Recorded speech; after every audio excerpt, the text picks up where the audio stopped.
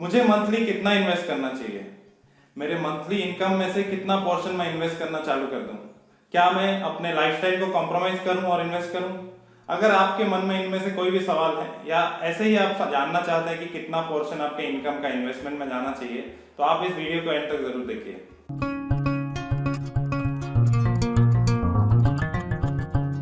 तो कई लोग कंफ्यूज हो जाते हैं कि आप उनके मंथली इनकम का कितना हिस्सा वो इन्वेस्ट करें, कितना हिस्सा वो खर्च करें, आप कैसे अपने बजटिंग को बैलेंस करें और अपना लाइफस्टाइल को बिना कॉम्प्रोमाइज करते हुए अच्छे से इन्वेस्ट करें।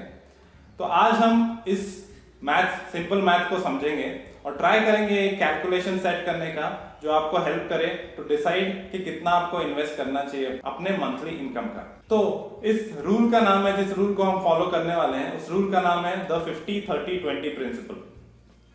ओके, सो जो आपको शुरुआत कैसे करनी है, पहले आपको अपना मंथली इनकम नोट डाउन करना है। मंथली टेक होम इनकम, अगर आप सैलरीड हैं तो आपका तो फिक्स एक मंथली टेक होम इनकम होगा। अगर आप बिजनेस में हैं तो आपका एक टेंटेटिव मंथली इनकम हो सकता है, तो उसको आप नोट डाउन करिए। उस मंथली इनकम का 50% कितना है, 30% कितना है और 20% कितना अमाउंट आ रहा है, उसको आप डिवाइड करिए और आप अपने खर्चों को दो हिस्सों में डिवाइड करिए, नीड्स एंड वांट्स। जो आपकी जरूरतें हैं, जरूरत से रिलेटेड जो भी आपके खर्चे हैं उसको आप नीड सेक्शन में डालिए, उसको आप नोट डाउन करिए।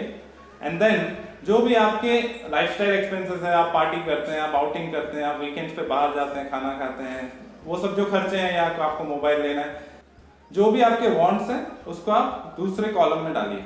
अब आपके नीड्स एंड वांट्स में आपने अपने एक्सपेंसेस को बांट लिया और आपने पहले ही अपना मंथली इनकम का 50%, 30%, 20% निकाला हुआ है।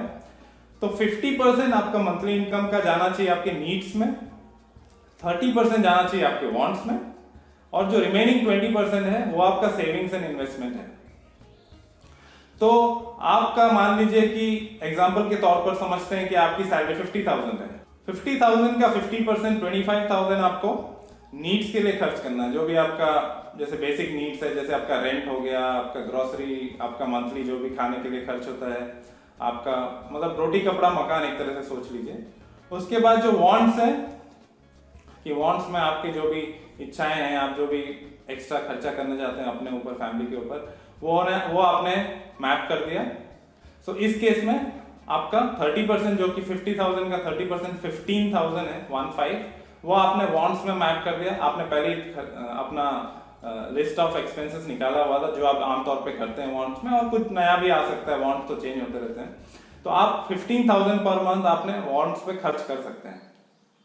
अब जो आपका 10,000 रिमेनिंग है 50,000 में से, जो कि 20% ऑफ 50,000 है, वो आपको सेविंग्स एंड इन्वेस्टमेंट में मैप करना है। तो इस केस में जैसे आपका जो 10,000 है वो 20% है आपके मंथली इनकम का, वो आप पहले ही इन्वेस्ट कर दीजिए।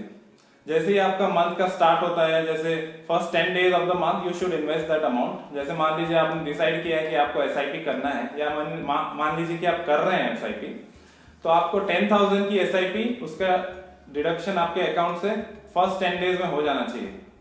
सो दैट अगर month and towards the month and आपको कुछ मनी क्रंच आए तो आप इन्वेस्टमेंट का अमाउंट ना खर्च कर दें। इससे क्या होता है, आपका इन्वेस्टमेंट कॉम्प्रोमाइज हो जाता है।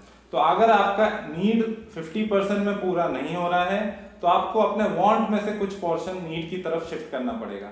जैसे इस केस में मान लीजिए आपका नीड्स के लिए आपका मंथली रिक्वायरमेंट 30,000 आ रहा है इस एग्जांपल में, तो आपको 5,000 वांट में से निकाल के अपने नीड में डालना पड़ेगा, जिससे कि आपका प्रोपोर्शन बन जाएगा 60% need, 20% wants and 20% savings and investment.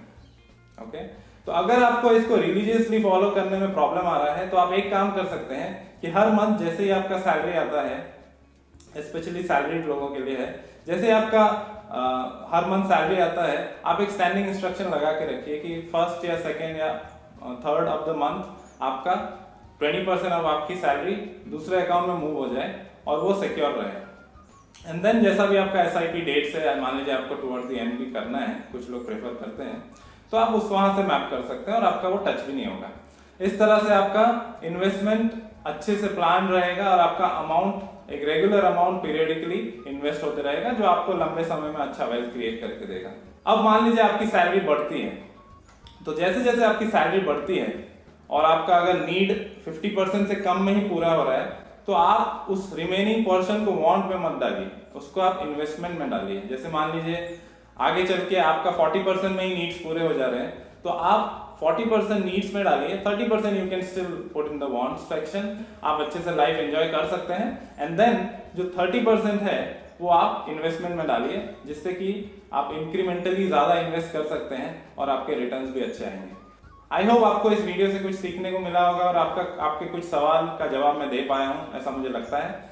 अगर आपको ये वीडियो अच्छा लगा तो वीडियो को लाइक करिए, चैनल को सब्सक्राइब करिए। Take care, see you in the next video.